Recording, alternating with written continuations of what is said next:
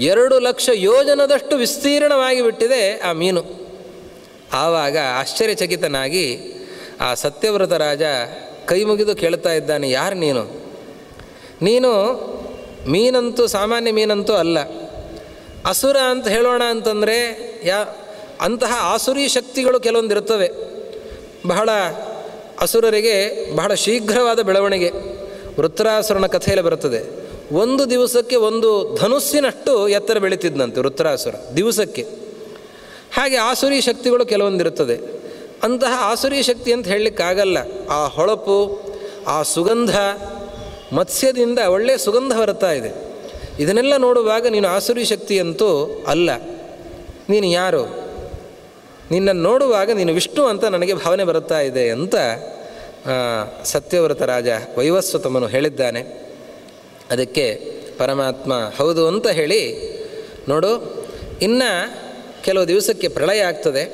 ಪ್ರಳಯ ಆದ ಮೇಲೆ ಮುಂದಿನ ಮನ್ವಂತರ ಆರಂಭ ಆಗಬೇಕು. ಅದಕ್ಕೆ ನೀನು ಭದ್ರನಾಗಬೇಕು, ನೀನು ಗಟ್ಟಿಯಾಗಬೇಕು ಮೊದಲು. ಅದಕ್ಕೆ ನೀನು ಮೊದಲಿಗೆ ಸಿದ್ಧತೆಯನ್ನು ಮಾಡಿಕೊ. ಜೊತೆಯಲ್ಲಿ ಸಪ್ತರ್ಷಿಗಳೆಲ್ಲ ಬರ್ತಾರೆ. ಒಂದು ಭದ್ರವಾಗಿರುವಂತಹ ಒಂದು ದೋಣಿ ಬರ್ತಾ ಇದೆ, ಅದರ ಜೊತೆಯಲ್ಲಿ ನೀನು ಸೇರಿಕೋ. ಮುಂದಿನ ಮನ್ವಂತರಕ್ಕೆ ಬೇಕಾಗಿರುವಂತಹ ಅನರ್ಘ್ಯವಾದ ವಸ್ತುಗಳನ್ನು, ಎಲ್ಲ ಔಷಧಿಗಳನ್ನು ಎಲ್ಲವನ್ನೂ ಕೂಡ ಸಂಗ್ರಹಿಸಿ ಮುಂದಿನ ಮನ್ವಂತರ ನಡೆಸೋದಕ್ಕೆ ಬೇಕಾಗಿರುವಂಥದ್ದನ್ನೆಲ್ಲವನ್ನೂ ಕೂಡ ಸ್ವೀಕರಿಸಿ ನೀನು ಸಿದ್ಧನಾಗು ಅಂತ ಹೇಳಿದ್ದಾನೆ. ಹೌದು, ನಮಗೆ ಪ್ರಳಯ ಅಂತ ಹೇಳಿದರೆ ನಾವು ಬದುಕುಳಿಯೋದು ಹೇಗೆ ಅಂತ ಕೇಳ್ತಾನೆ. ಆವಾಗ ಮತ್ಸ್ಯ ಹೇಳ್ತಾನೆ, ನಾನು ಬರ್ತೇನೆ, ನಿನ್ನನ್ನು ಬದುಕಿಸೋದಕ್ಕೆ ನಾನು ಬರ್ತೇನೆ ಅಂತ ಹೇಳ್ತಾನೆ ದೇವರು. ಇದು ದೇವರ ಕಾರುಣ್ಯ ನೋಡಿ.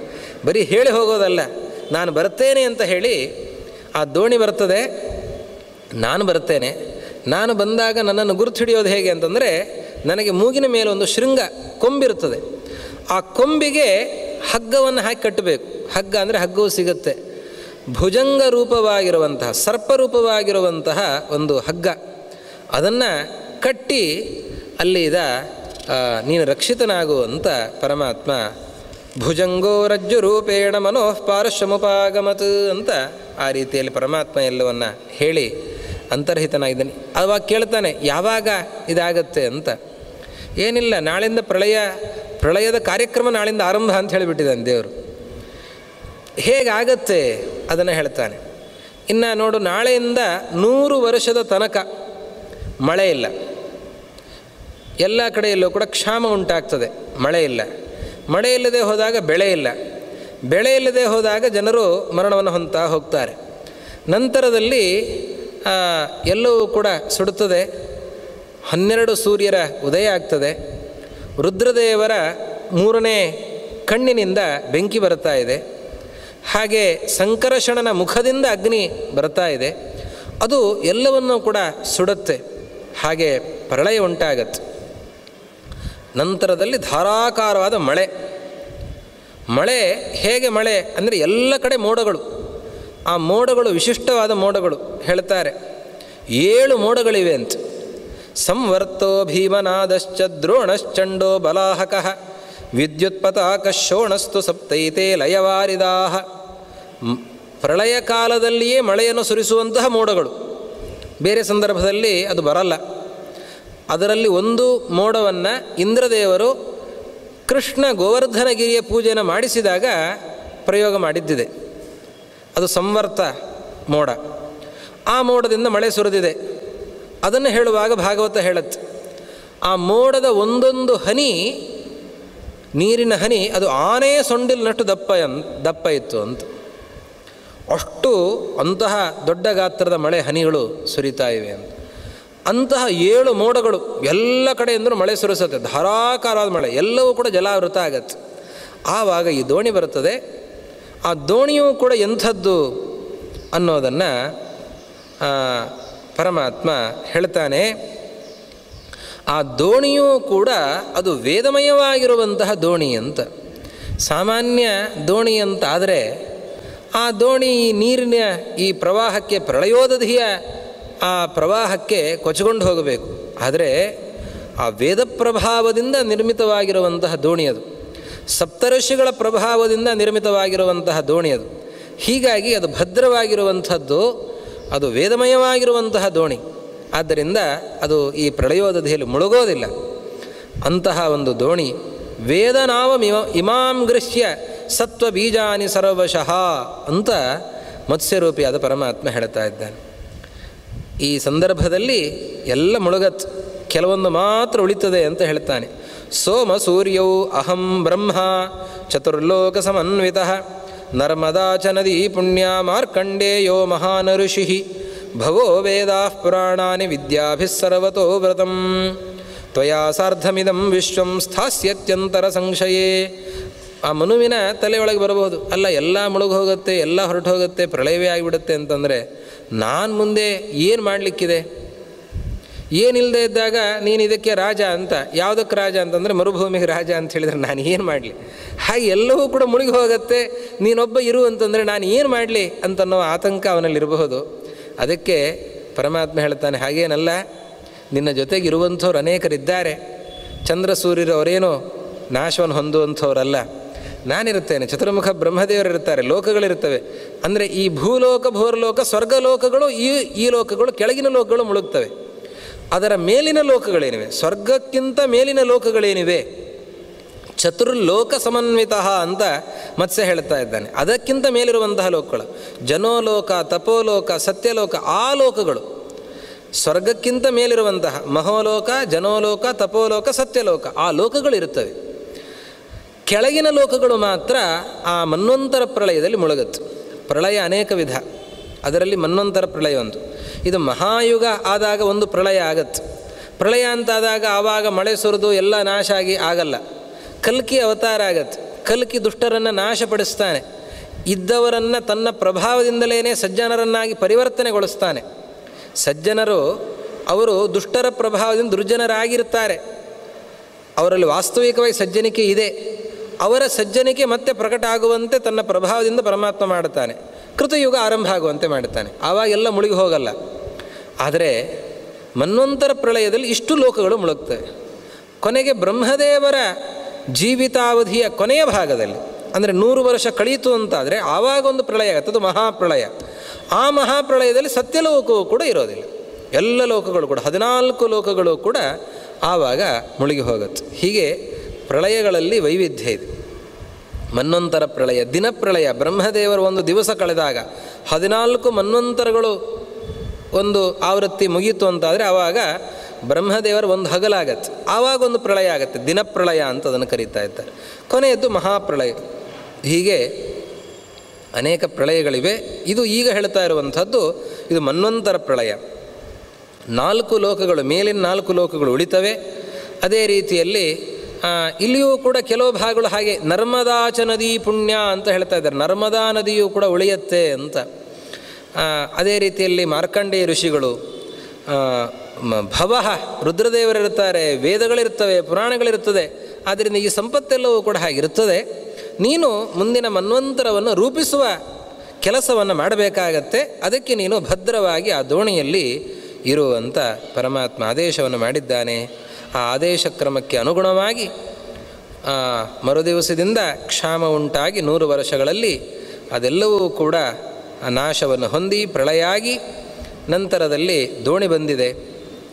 ಆ ದೋಣಿಯನ್ನು ಏರಿದ್ದಾನೆ ಮನುರಪ್ಯಾಸ್ಥಿತೋ ಯೋಗಂ ವಾಸುದೇವ ಪ್ರಸಾದಜಂ. ಭಗವಂತನ ಅನುಗ್ರಹದಿಂದ ಆ ವೈವಸ್ವತ ಮನು ಸತ್ಯವ್ರತ ರಾಜ ಅವನು ರಕ್ಷಿತನಾಗಿದ್ದಾನೆ. ಅವನು ದೋಣಿಯನ್ನು ಏರಿದ್ದಾನೆ. ಅದೇ ಹೊತ್ತಿಗೆ ಕೊಂಬಿರುವಂತಹ ಆ ಮೀನು ಮತ್ಸ್ಯರೂಪಿಯಾದ ಪರಮಾತ್ಮ ಬಂದಿದ್ದಾನೆ. ಆ ಪರಮಾತ್ಮನ ಶೃಂಗಕ್ಕೆ ಸರ್ಪವನ್ನು ಹಗ್ಗವನ್ನಾಗಿ ಕಟ್ಟಿದ್ದಾರೆ. ಅಲ್ಲಿ ಆಭೂತ ಸಂಪ್ಲವೇ ತಸ್ಮಿನ್ ಅತೀತೆ ಯೋಗಶಾಯಿನ ಪೃಷ್ಟೇನ ಮನುನಾ ಪ್ರೋಕ್ತಂ ಪುರಾಣಂ ಮತ್ಸ್ಯರೂಪಿಣ ತದಿದಾನೀಂ ಪ್ರವಕ್ಷ್ಯಾಮಿ ಶೃಣುಧ್ವಂ ಋಷಿಸತ್ತಮಾಃ. ಎಲ್ಲ ಭೂತಗಳ ನಾಶ ಆಗಿ ಸಂಪ್ಲವ ಪ್ರಳಯ ಆಗಿ ಹೋಗಿದೆ. ಆ ಸಂದರ್ಭದಲ್ಲಿ ಆ ಪ್ರಳಯೋದಧಿಯಲ್ಲಿ ಮತ್ಸ್ಯರೂಪಿಯಾದ ಪರಮಾತ್ಮ ಸಂಚರಿಸ್ತಾ ಇದ್ದಾನೆ. ಆ ದೋಣಿಯಲ್ಲಿ ಸಪ್ತಋಷಿಗಳು, ವೈವಸ್ವತಮನು ಇವರೆಲ್ಲರೂ ಕೂಡ ಇದ್ದಾರೆ. ಆ ಸಂದರ್ಭ ಅಂತಹ ಒಂದು ಭೀಕರವಾಗಿರುವಂತಹ ಪರಿಸ್ಥಿತಿಯಲ್ಲಿ ಆವಾಗ ನಡೆದಂತಹ ಒಂದು ಸಂವಾದ ಅಂತ ಹೇಳ್ತಾ ಇದ್ದಾರೆ. ಮತ್ಸ್ಯರೂಪಿಯಾದ ಪರಮಾತ್ಮನ ಬಳಿಗೆ ಅನೇಕ ಜಿಜ್ಞಾಸೆಗಳನ್ನು ವೈವಸ್ವತಮನು ಮುಂದಿಡ್ತಾ ಇದ್ದಾನೆ.